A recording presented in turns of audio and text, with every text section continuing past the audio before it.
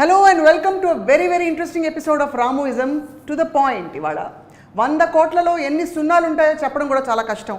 కానీ 100 కోట్లు చాలా సర్వసాధారణం అయిపోయింది ఇప్పుడు తెలుగు సినిమాల బడ్జెట్కి. కానీ 100 రూపాయల్లో కూడా సినిమా తీయచ్చు అని చెప్పే రామ్ గోపాల్ వర్మ గారు 100 కోట్ల సున్నాల గురించి, అవి ఆ డబ్బులు దాచుకునే బీరువాల గురించి ఏం చెప్తారో తెలుసుకుందాం ఇవాళ రామోయిజంలో. సార్ స్వాగతం. మీకు 100 కోట్లు అంటే ఫస్ట్ గుర్తొచ్చే టాపిక్ లేదు ఒక అంశం ఏమిటి? See, first of all, this so-called budget అనేది it's a very relative term use చేయడానికి. బిగ్ బడ్జెట్, లో బడ్జెట్, స్మాల్ బడ్జెట్ అన్నీ దేర్ ఆల్ అంటే ఒక టర్మ్స్ ఇవి. ఫర్ ఎగ్జాంపుల్ బడ్జెట్ 2 పాయింట్స్ ఉంటుంది. ఒకటి మీరు తీయదలుచుకుంది ఎంత తక్కువలో తీయచ్చు అనేది ఒక ఆలోచన. ఓకే, రెండోది నా ఇమాజినేషన్ కంట్రోల్ చేసుకోవాలి, ఎందుకంటే అంత ఖర్చు పెట్టకూడదు అని చెప్పడం ఇంకో పద్ధతి. మూడోది ఏమంటారు, లీప్ ఆఫ్ ఫెయిత్. ఇప్పుడు ఏంటి, మీరు ఎప్పుడైనా మామూలుగా మీరు ఒక ప్రోడక్ట్ తయారు చేస్తున్నప్పుడు ఈ సినిమా ఎంతమంది చూడటానికి వీలు ఉంటుంది అని ఒక బేసిక్ క్యాలిక్యులేషన్ ఏదో ఉంటుంది. అది ఎలా మెజర్ చేస్తారు? ఒక స్టార్ అంతకుముందు చేసిన అవ్వచ్చు, లేకపోతే ఆ టైపు సినిమా కామెడీ. సపోజ్ మీరు ఆ మధ్యన జాతిరత్నాలు పెద్ద హిట్ అయింది. కామెడీ సినిమా పెద్ద హిట్ అయితే ఎంత చేస్తుంది అనుకుంటే అదొక బెంచ్ మార్క్ కింద పెట్టుకుని దానికి 20% 30% తక్కువ వాటెవర్ ఏదో ట్రై చేస్తారు. ఒకటి. రెండోది, మీ దగ్గర డబ్బులు లేవనుకోండి ఖర్చు పెట్టడానికి, any which way you have to wrap it up. అప్పుడు ఏమవుతుంది, ఉదాహరణకి నేను శివాలో రెయిన్ ఫైట్ ఉంటుంది. ఆ రెయిన్ ఫైట్కి నేను వీనస్ స్టూడియోలో ఆల్రెడీ ఎగ్జిస్టింగ్ స్ట్రీట్ ఉంది, ఆ స్ట్రీట్లో కొంచెం మార్పులు చేసి చేద్దామని అనుకుంటే ప్రొడ్యూసరు బాగా ఖర్చు ఎక్కువైపోతుంది చూడు, 50,000 అంటున్నాడు ఆ డైరెక్టరు అది అని. నేనేమన్నానంటే ఇప్పుడు 50,000 అయిందా, 20,000 అయిందా, 1,00,000 అయిందా పాయింట్ కాదు, అసలు ఇది మనకు అవసరమా కాదని ఆలోచించాలి. ఏంటి, హీరోని కొట్టడానికి వచ్చారు, హీరో వాళ్ళని కొట్టి పంపించాడు, ఇదే కదా కంటెంట్. మీరు సేమ్ థింగ్ రూమ్లో కూడా తీసి కదా. అవును, రూమ్లో తీసినా మీకు స్టోరీ మారదు. అప్పుడేంటి, నేను డబ్బులు ఖర్చు పెట్టను, ఇంతలోనే తీయాలి అనుకుంటే ఒకటి, కానీ ఇలా తీస్తే ఎఫెక్ట్ ఎక్కువ ఉంటుందా ఆడియన్స్కి అని ఆలోచించడం ఇంకోటి. So these are all variables.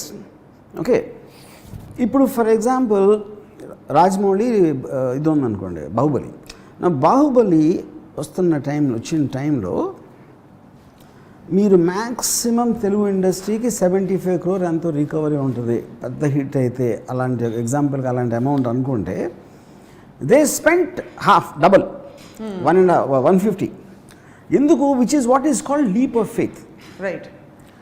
మీరు మా సినిమా మీద ఇంత ఎక్స్ట్రాడినరీ కాన్ఫిడెన్స్ ఉంది కాబట్టి మనం కనీ విని చూడని ఎక్స్పీరియన్స్ ఇచ్చినప్పుడు ఆటోమేటిక్గా మనకి రికవరీ కూడా అంత ఉంటుంది అని ఒక నమ్మకం, which is called leap of faith. Leap of faith ఎందుకంటారు? మీకు ప్రూవ్ అవ్వలేదు అంతకుముందు, which is what happened in Titanic టైంలోనే Kevin Costner made a film called Waterworld. అది కూడా అదే లీప్ ఆఫ్ ఫెయిత్, కానీ పడ్డదాడు. Waterworld became disaster and close the studio down. My goodness. So ఇంకొక ఇంగ్లీష్లో మీకు ఒక ఫ్రేజ్ ఉంది, the higher you jump the harder you fall అని. సో ఇది మైండ్ సెట్. కానీ ఇక్కడ ఏమొస్తుంది, మీకు ఎవరైనా స్టార్ట్ చేసే ముందు బ్రహ్మాండమైన సినిమా తీస్తున్నాను అనుకుంటాడు. అవును, అంతేగాని యావరేజ్ సినిమా తీద్దాంలే అడుగురు. ఈ బ్రహ్మాండమైన సినిమా అంటే ఏంటి ఉద్దేశం? సూపర్ డూపర్ హిట్ అవుతుంది. అప్పుడు సూపర్ డూపర్ హిట్ అయితే ఎంత కలెక్ట్ చేస్తుంది అనే టెంప్టేషన్లో you don't want compromise. Especially మీకు స్టార్ కాస్ట్ ఫిలిమ్స్కి బడ్జెట్ కంట్రోల్ అనేది జరగదు, చేయటం అనేది ఎవడి వల్ల కాదు. Okay, ya. దానికి కారణం ఏంటంటే ఏ ఒక్క పర్సన్ చేతిలో ఉండదు ఆ కంట్రోల్. మీకు ఉదాహరణకి ఒక సినిమా గురించి చెప్తాను. బాగా ఎక్కువైపోయింది, పెద్ద వెరీ బిగ్ స్టార్ మన తెలుగులో. రైట్. ప్రొడ్యూసర్ వచ్చి డైరెక్టర్ ఒక సాంగ్ ఎక్కడో తీద్దాం, లడాఖ్లో ఎక్కడో సాంగ్ తీయరాను. ప్రొడ్యూసర్ వచ్చి ఇప్పటికే చాలా ఎక్కువైపోయిందండి, మరి చూసుకోవాలని. ఏంటి ఎక్కువైందండి? కదా, ఆ సాంగ్ తీయడానికి ప్రొడక్షన్ మేనేజర్లు 1,75,00,000 అవుతుందని చెప్తున్నారు, అంత అవసరమా ఇప్పుడు అది అని. అంతెందుకు అవుతుంది అని చెప్పి డైరెక్టర్ ఏదో పేపర్ మీద కొన్ని ఇది రాసి ఒక 90లో అయిపోతుంది, 1 కోటి లోపలే అయిపోతుంది, మీరు వరి అవ్వద్దు అని చెప్పాడు. చెప్తే వీళ్ళు సరే ఇంకేం చేస్తాను ప్రిపరేషన్ స్టార్ట్ చేస్తే కొరియోగ్రాఫరు రాజీవ్ సుందరం చెప్తారు హీరోకి ఒక హాలీవుడ్ వీడియో పెట్టాడు, మ్యూజిక్ వీడియో. ఇలా చేద్దాం, హీరో ఏమో ఫ్యాంటాస్టిక్ అని మెసేజ్ పెట్టాడు. ఈ స్క్రీన్ షాటు డైరెక్టర్కి ప్రొడ్యూసర్కి పంపాడు కొరియోగ్రాఫర్. ఇప్పుడు స్టార్ ఏమో ఫ్యాంటాస్టిక్ అన్నాక మీరు అంత వద్దండి ఎక్కువ అవుతుందని చెప్పలేడు కదా. అవును, అదొకటే.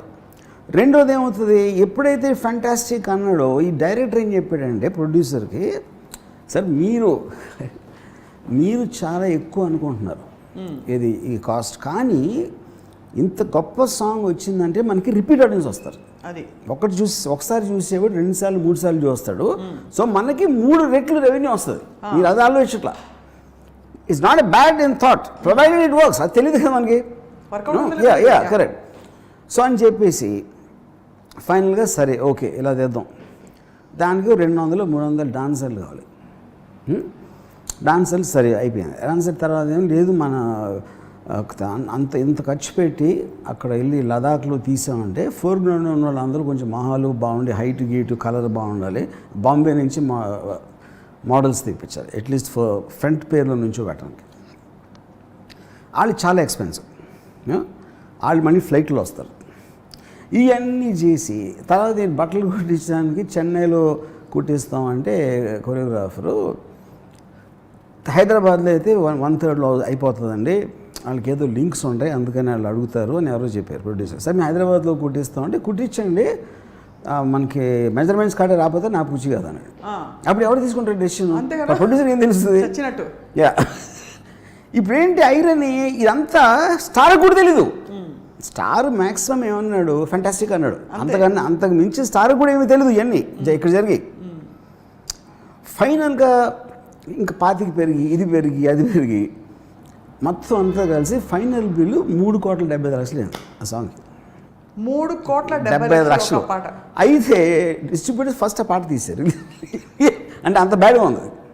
కానీ ఇది ఎవరు తప్పన్నా చెప్పండి, ఎవరిదే కాదు. హోప్లో మీరు ఖర్చు పెట్టారు. డైరెక్టర్ ఏమో రిపీట్ ఆడియన్స్ వస్తుందని నమ్మాడు. తన మాత్రం ఎందుకు తీస్తాడు? పాట బాగాలేదని తనకు తెలుస్తుందా? ఎవరికి తెలియదు అది రిలీజ్ అయ్యే వరకు, యూనో. సో ఇప్పుడు సపోజ్ హీరో దగ్గరికి వెళ్ళి డబ్బులు ఎక్కువైపోతుందని ఒక స్టార్ దగ్గర ఏ ప్రొడ్యూసర్ అన్నాడు.